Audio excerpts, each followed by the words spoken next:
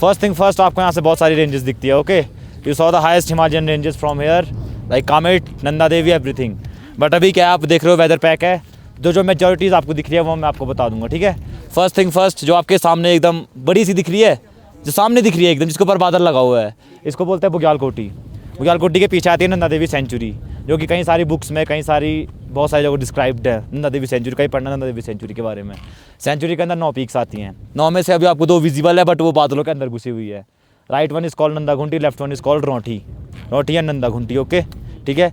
फिर देन नंदा घुंटी और रोटी के बाद अंदर की तरफ जाओगे तो आती है विथार तोली.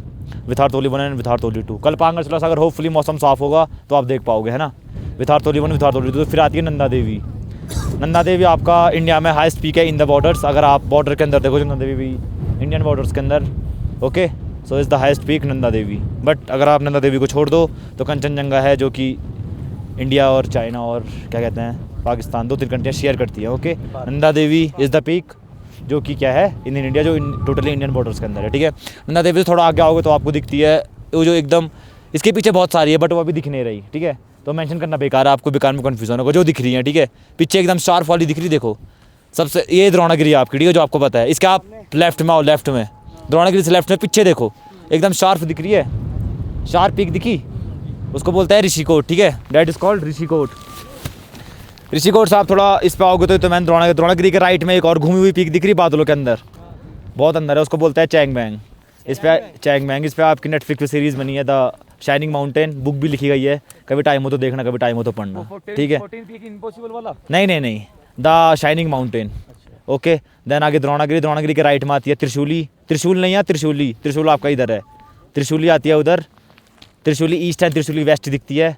फिर आपकी आती है गरुड़ पीक, जो भी बादलों के अंदर है. फिर आती है लंपक 2 एंड लंपक 1. फिर आप इधर आओ, ये वाली जो शार्प दिख रही है एकदम फर्स्ट, इसको बोलते हैं Brahmal. Okay, kind of Brahma Kamal is a state flower of Uttarakhand, so से inspired. Okay, Brahmal. Okay, Brahmal के राइट में आओगे तो जो प्लेन एरिया दिख रहा है उसको बोलता है सोनगांगरिया. लेफ्ट में जो आपको 2 पीकें दिख रही हैं जिनके आगे बहुत सारे बादल हैं, वो गए आपकी हाथी एंड गौरी पीक. हाथी और गौरी के बगल में जो आ गई, इसको बोलते हैं एक दंत, जो एक दिख रही है और एक टूटी हुई दिख रही है. एक दंत के बाद आगे नीलगिरी. नीलगिरी के बाद आपका पीछे आती है कामेट फैमिली. कामेट फैमिली में आपकी 3 पीकें आती है जो कि दिख ही नहीं रहे हैं. मैं बता देता हूँ आपको, बिल्कुल भी विजिबल नहीं हो, 0 विजिबिलिटी है उनकी. पहले आती है आपकी माणा पीक, फिर आता आपका मुकुट, फिर आता आपका कामेट. ओके, कामेट और मुकुट के बीच में पड़ता आपका मंदिर पर्वत. तो ये चारों पीक्स कितनी है, 7000 मीटर्स की पीक्स हैं, जो कि मिलकर बनाती है कामेट फैमिली.